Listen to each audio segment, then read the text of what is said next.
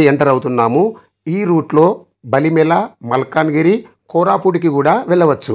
ఇప్పుడు మనం పద్మగిరి, గురుప్రియ సేతు, జన్బాయి, పేపర్మెంట, పోర్లుబంద మీదుగా ఒరిస్సాలో ప్రయాణం చేసి మళ్ళీ ఆంధ్రాలోకి వెళ్ళవలసి ఉంటుంది. అల్లూరి, విశాఖపట్నం, విజయనగరం, శ్రీకాకుళం ఇంకా కొన్ని జిల్లాల నుండి వచ్చేవాళ్ళు పెదబయలు మండలం, బుసిపుట్టు, పిట్టలబుర్ర మీదుగా ఈ జలపాతాన్ని చేరుకోవచ్చు. మిగతా కొన్ని ఆంధ్ర జిల్లాల వాళ్ళు మరియు తెలంగాణ వాళ్ళు గురుప్రియ సేతు మీదుగా ప్రయాణం చేసి గుంజివాడ మీదుగా ఈ జలపాతాన్ని చేరుకోవచ్చు. ఉదయం 7 అవుతుంది. గురుప్రియ సేతు వద్ద ఒక చిన్న హోటల్ అయితే కనిపించింది. ఇక్కడే టిఫిన్ అయితే చేస్తున్నాము. ఇదే గురుప్రియ సేతు. సేతు అంటే బ్రిడ్జ్. ఇక్కడ బోటింగ్ సౌకర్యం కూడా ఉంటుంది. కానీ మాకు సమయం అయితే లేదు. బ్రిడ్జ్ ఎండ్ కాగానే మనకు జన్బాయి గ్రామం వస్తుంది. ఆ తర్వాత పేపర్మెంట అనే గ్రామం వస్తుంది. ఆ తర్వాత ఒరిస్సా చివరి గ్రామం పొర్లుబంద వస్తుంది. ఇక్కడ కన్ఫ్యూజ్ కాకుండా డాంబర్ రోడ్ వైపు అసలు వెళ్ళవద్దు. ఈ మట్టి రోడ్డు గుండానే స్ట్రేట్ గా వెళ్ళాలి. ఇప్పుడు మనకు ఒరిస్సా చివరి గ్రామం పొర్లుబంద వస్తుంది. ఈ పొర్లుబంద గ్రామం దాటిన తర్వాత మళ్ళీ మనం ఆంధ్రప్రదేశ్ లోకి ఎంటర్ కావాలి. ఒరిస్సాలో ఇదే చివరి గ్రామం. ఈ గ్రామం పేరు పొర్లుబంద.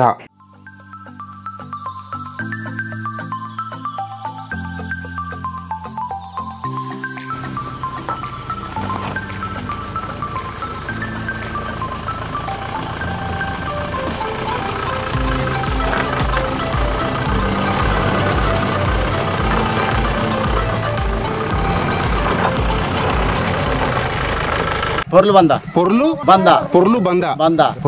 Okay okay. ఇది ఒరిస్సా కిందకి వస్తుంది. ముందు పోతే ఆంధ్ర. ఓకే. ఒరిస్సాలోని ఈ చివరి గ్రామాన్ని దాటుతున్నాము. ఈ సిమెంట్ రోడ్ ఉన్నంత వరకు ఒరిస్సా బార్డర్. అంటే మనం ఇప్పుడు ఒరిస్సాలో ఉన్నాము. తర్వాత వచ్చేది ఆంధ్రప్రదేశ్ బార్డర్. ఇప్పుడు మనం మన ఆంధ్రప్రదేశ్లోకి ఎంటర్ అయ్యాము.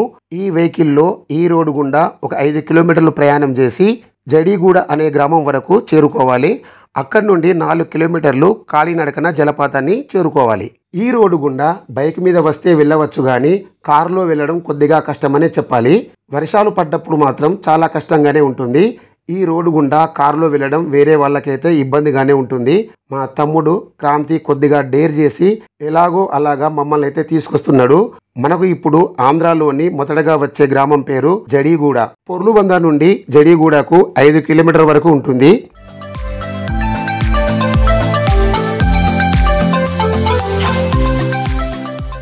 ఇదే జడిగూడ గ్రామం. ఎంత ప్రశాంతంగా ఉందో చూడండి. ఇది మన ఆంధ్రప్రదేశ్ గ్రామం కాబట్టి ఇక్కడ అందరూ కూడా తెలుగే ఎక్కువగా మాట్లాడుతున్నారు. ఇక్కడ నుండి కొద్దిగా ముందుకు వెళితే ఒక నీటి కాలువ వస్తుంది. మన వెహికల్ వెళ్ళడం అక్కడికే లాస్ట్. మనం జడిగూడ గ్రామం దాటి కొద్దిగా ముందుకైతే వెళ్తున్నాము. నీటి కాలువ రాగానే అక్కడ నుండి కారు దిగి 4 కిలోమీటర్లు నడుచుకుంటూ జలపాతం చేరుకోవాలి. కాలువ వద్దకైతే వచ్చాము.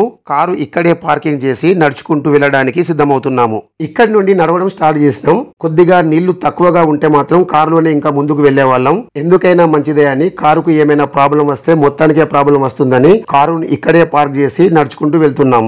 కాలువ దాటిన తర్వాత ముందుగా వచ్చే గ్రామం పేరు చింతల వీధి.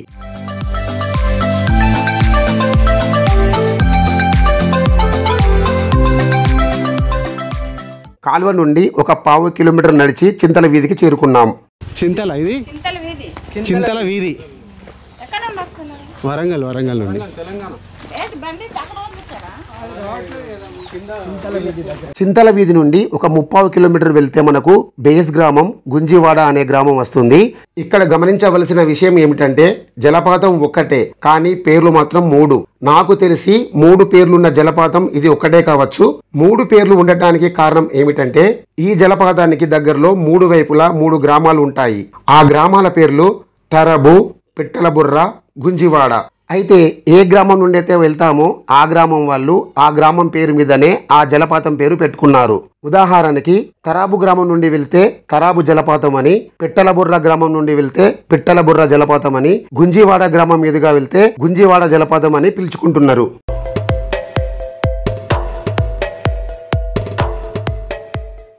ఇదే గుంజివాడ గ్రామం. మనం కారు ఆపిన చోటు నుండి సుమారుగా 1 కిలోమీటర్ వరకు వచ్చినాం. ఈ గ్రామం మిగతా గ్రామాల కంటే కొద్దిగా పెద్దగానే ఉంటుంది. ఈ జలపాతానికి ఈ గ్రామం నుండి వెళ్తున్నాం కాబట్టి గుంజివాడ జలపాతం అని పిలుచుకోవాలి.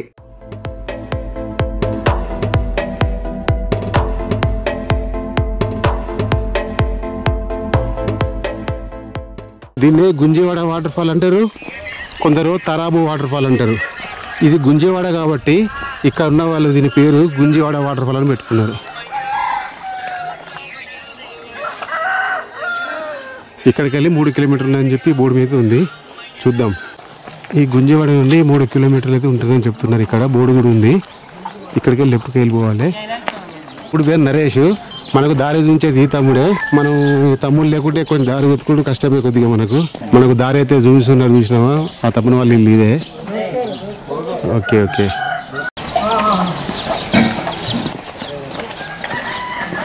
అబ్బాయి ఈ తమ్ముళ్ళే మనకు దారి చూపించేది. మా గైడ్స్ మీ పేరు ఏం పేరు? నరేష్. నరేష్. ఇక్కడికి మనం కారు దగ్గరికి వెళ్ళి 1 కిలోమీటర్ వచ్చినాం. 1 వచ్చినాం ఇక్కడికి.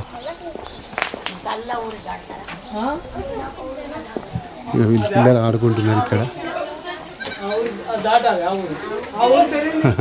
పిల్లలు నవ్వుతున్నారు.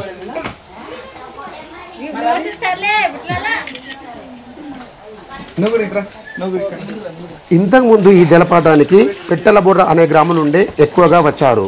అయితే పిట్టలబుర్ర గ్రామం నుండి వచ్చే వాళ్ళకి ఒక బండరాయి ఉంటుంది. ఆ బండరాయి ఎక్కితే జలపాతం వ్యూ కనిపిస్తుంది.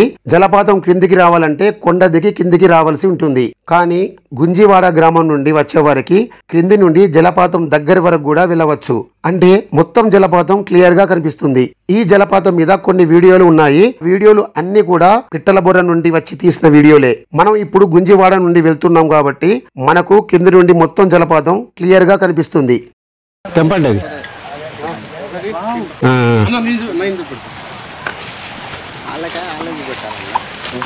దోసకాయ కోసం ఇక్కడ కళ్ళ కనబడ్డాయి. దోసకాయ కొరకే అది అంతే అంతే అంతే. అందుకే కడుక్కొని తినమని చెప్పినా కదా. కడుగుతున్నారు వాళ్ళు, కొద్దిగా ఓపిక పట్టండి.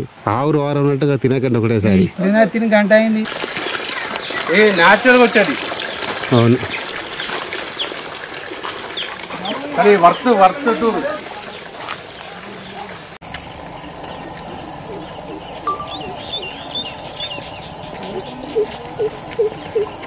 జలపాతం దగ్గర వరకైతే చేరుకుంటున్నాము.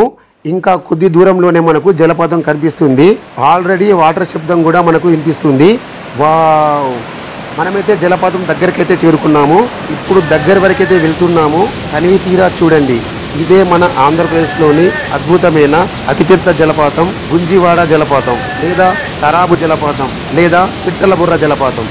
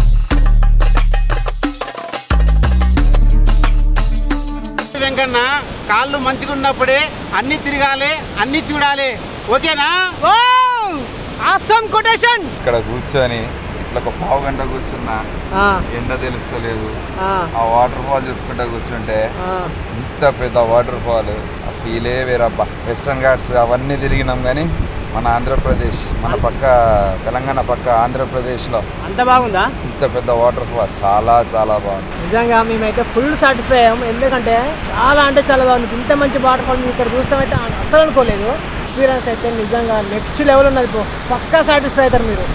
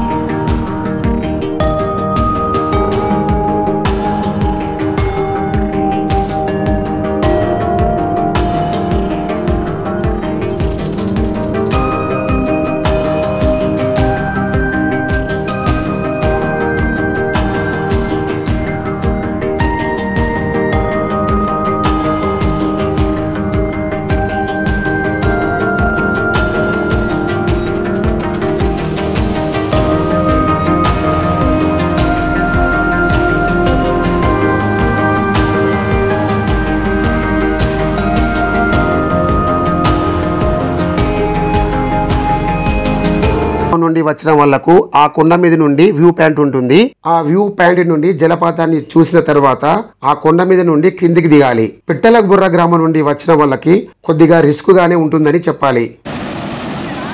పిట్టలబుర్ర గ్రామం నుండి వచ్చిన వాళ్ళు అక్కడ కనిపిస్తున్న బండరాయి నుండి ఈ జలపాతాన్ని చూస్తారు.